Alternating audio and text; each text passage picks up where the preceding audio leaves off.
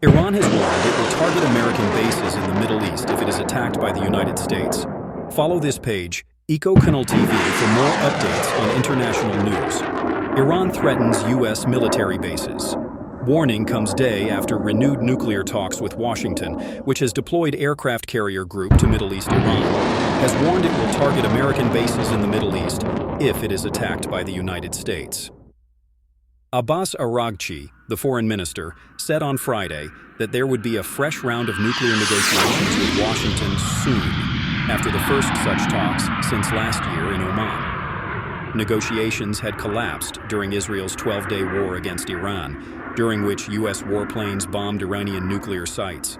Donald Trump has since threatened to strike again, first as the regime launched a deadly crackdown against protests, and again to say that he would bomb Iran if no deal was struck.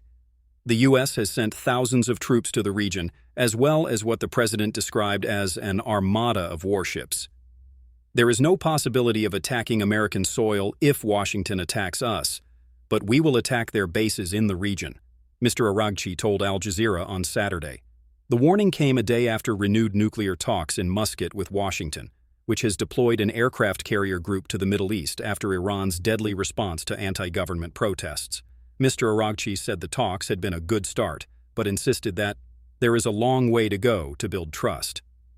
A date for another round of talks has not yet been set. He said the discussions in Muscat were indirect via Omani mediation, but said that there was an opportunity for a handshake with the U.S. delegation. Jared Kushner, Mr. Trump's son-in-law, and Steve Witkoff, his special envoy, were both in Muscat on behalf of the White House.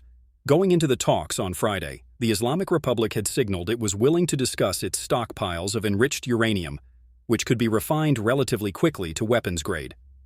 Nuclear. Enrichment is our inalienable right and must continue.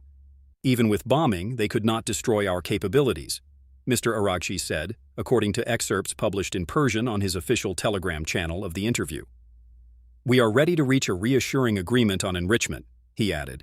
The Iranian nuclear case will only be resolved through negotiations. The U.S. has sought to address Iran's ballistic missile program and its support for militant groups in the region, issues which Israel has pushed to include in the talks. Tehran has repeatedly rejected expanding the scope of the negotiations beyond the nuclear issue. Mr. Araghchi said that his country's missile program was never negotiable with the U.S. because it was a defense issue.